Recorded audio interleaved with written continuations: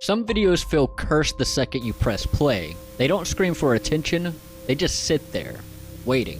No blood, no gore, just a strange feeling that something's off. Like whoever made it wasn't trying to entertain you, they were trying to reach you. And once you've seen it, it never really leaves your head. Tonight, we're counting down 6 of the most unsettling internet videos ever uploaded. The ones that make you double check your window, and question why they were ever posted at all.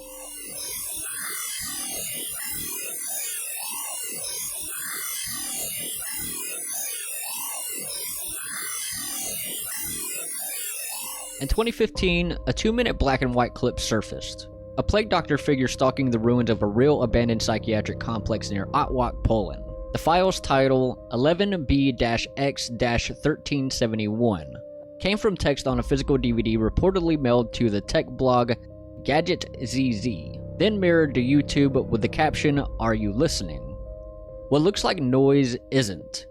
Viewers pulled the audio into a spectrogram and found hidden texts. Most famously, "You are already dead," alongside embedded ciphers and grim stills later traced to horror films and historical crime photos. Not actual snuff. The track also hides Morse or binary fragments that fueled darker theories, which only amplified the video's unease. Internet sleuths geolocated the setting to the former Zavoica Sanitarium, a site with a heavy history, which made the staged menace feel uncomfortably real. Months later, a man calling him Parker Warner Wright claimed authorship, framing the whole thing as an art project and releasing a sequel, 11B-3-1369. Even with that explanation, he never definitively proved it to everyone's satisfaction, so the aura of threat never fully went away. Why this one lingers is because it behaves like a message meant to be discovered. Real place, deliberate codes, calm posture. No jump scare, just a targeted feeling that someone out there wanted you to decode their warning.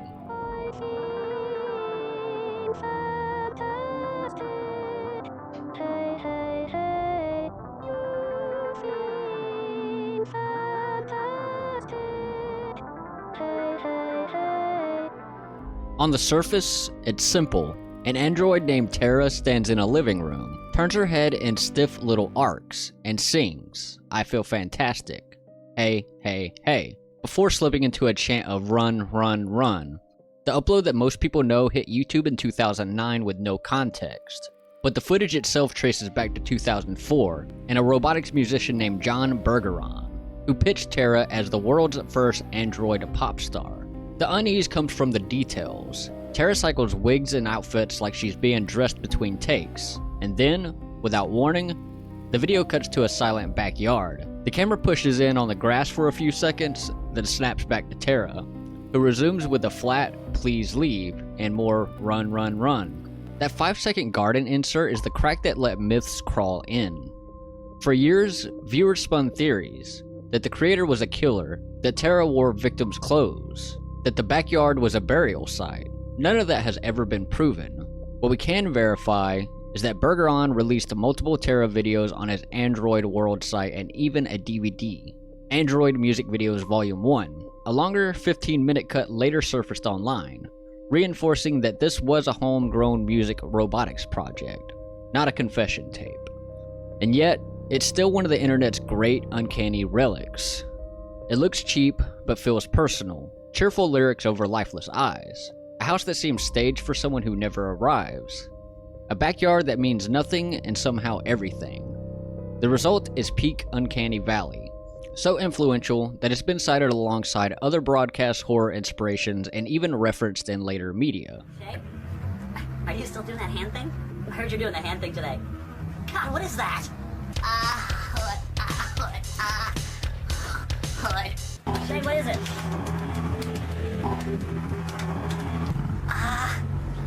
Hood. You've been doing this for 24/7. Shaye, you've been doing the hand thing all day? Heard you were.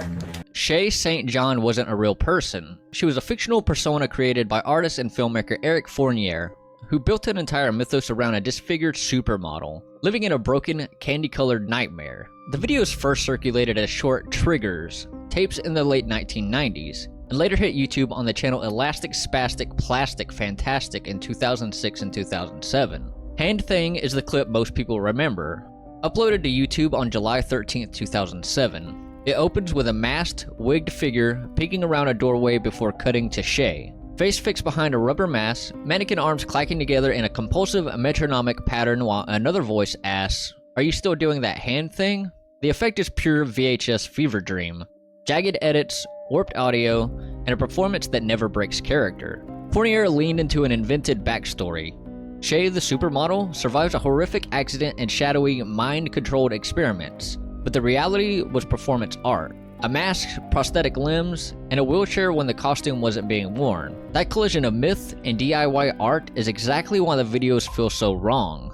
You can't tell where the bit ends and the person begins. There's a broader legacy here too. Years before analog horror became a label, Shaye's clips set the template.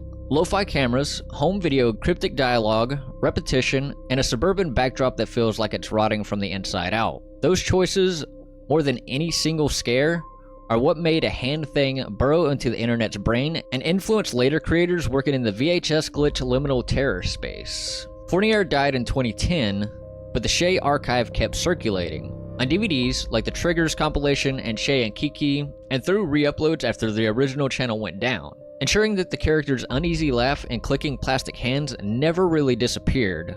It's not gore, it's not a scream, it's a ritual, performed for a camera that won't look away. There is nothing.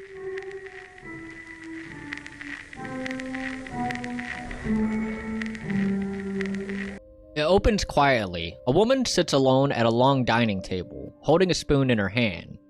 She says something, it's muffled, reversed, almost like a whisper played backward. You can't tell what it is, but it feels wrong. The camera slowly pulls back, revealing more of the room. The lighting is warm, but sickly, almost sepia, and behind her, the curtains glow with fire. It's not clear if something outside is burning, or if the whole scene is staged in hell. Her head tilts forward, and she claps his face first into the bowl in front of her. The camera holds there, motionless, as the fire behind her grows brighter. You hear faint static and the low hum of distortion, almost like a broken speaker gasping for sound. And the whole time, there's soft piano notes playing. Slow, uneven, climbing and falling like someone testing keys in the dark. After a long, uncomfortable pause, the camera pushes forward again. Her head suddenly lifts, her eyes empty, her face expressionless, and this time, the words are clear. There is nothing. Then the moment ends, or restarts. It's hard to tell, because when you watch it again, it feels like the entire thing is looping, but not in a mechanical way, more like a soul caught mid-sentence, trying over and over to deliver a message no one's supposed to hear. Created by artist David B. Earl in 2006, the film was meant to explore a paradox. What if someone came back from death only to say there was nothing on the other side? And that's exactly what it feels like. A short film that plays like a haunting, quiet, deliberate, and trapped in its own purgatory.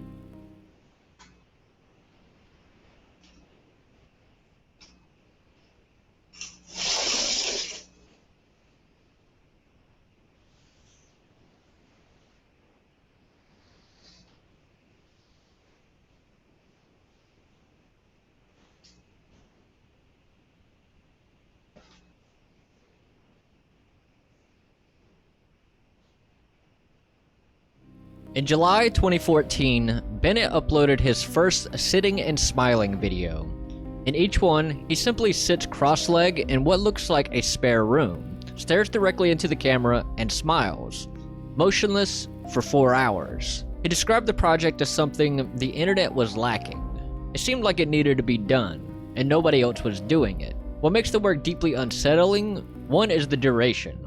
4 hours of silence, no cuts, no shifts in framing. It forces the viewer to stay uncomfortable, aware of every tick of the clock. A fixed grin in a frozen posture doesn't feel friendly. It feels like something held in tension. The observer becomes the observed. In episode 5, a stranger opened Bennett's door midstream, said hello, shut it, and left. And Bennett didn't break his smile or look away. In episode 52, Bennett visibly urinated while continuing the performance. No reaction, no cut. In others, 238 and 257, he quietly weeps mid-session, then resumes smiling. Bennett is deliberately vague about purpose. He referenced Claire Bishop's artificial hells, participatory art, and politics of spectatorship as an influence. But he emphasizes that what viewers perceive is the point. Why this ranks high for unsettling internet videos is because it's real time, and yet it doesn't feel fully alive. There are no special effects, no jumps, no monsters, just a man sitting and smiling. While everything could happen behind the camera, the stillness amplifies the weirdness of life happening off frame, the blinking or the shifts you don't see, and you feel complicit by watching.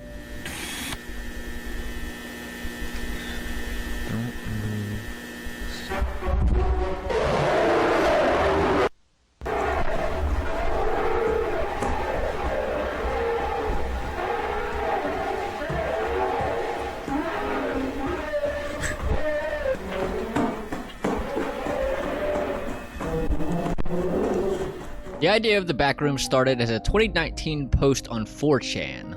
A simple image of a yellow fluorescent lit office space paired with the caption, "If you're not careful and you clip out of reality in the wrong areas, you'll end up in the Backrooms."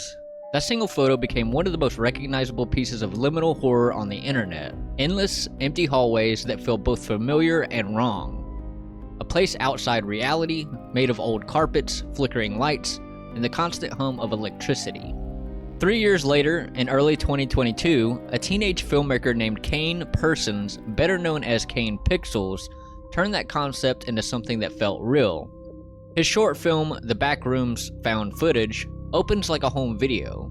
A group of kids shooting a VHS-style movie before the cameraman suddenly falls through the floor and lands in another world. What follows is nearly 10 minutes of handheld found footage through those same yellow corridors. No music, no narration, just the constant buzz of fluorescent lights, peeling wallpaper, and the distant sound of something moving nearby. When the creature finally appears, it's barely visible, a warped, twitching shape chasing him through the maze. It feels authentic enough that viewers question whether it was found footage. The video exploded across YouTube, spawning millions of views, dozens of analysis channels, and an entire backroom cinematic universe built by Parsons himself. It reignited the internet's obsession with liminal horror, proving that atmosphere and imagination can be far scarier than anything explicit. Today, the Backrooms sits as a modern landmark in online horror. What started as a random image on 4chan became a viral myth, a full-fledged web series, and now a feature film in production, backed by A24, directed by Kane Parsons himself. And that's what makes it truly unsettling. It looks believable, it feels possible, like a world that's always existed, just beyond the walls we can see. When you look at all 6 of these, they share one thread: uncertainty. None of them rely on gore, or cheap jumps, or screaming faces. They just make you feel wrong. It's that quiet unease you can't explain. The kind that crawls under your skin because you know what you're seeing shouldn't exist. But there it is, on a public site, open for anyone to find. And that's what makes this side of the internet so fascinating. Not the monsters, not the mysteries, but the feeling that reality itself is thinner than we think. That anyone, anywhere, can capture something that shouldn't be real. And with one upload, make the rest of us question what's hiding just beyond the frame. So yeah, that's 6 of the most unsettling videos ever uploaded. Which one freaked you out the most? Drop in the comments, I'm curious what stuck with you. If you enjoyed the video, hit the like, subscribe, and maybe share it with someone who loves this kind of weird internet stuff. I've got more coming soon, so stick around. Thanks for watching, and I'll see you in the next one.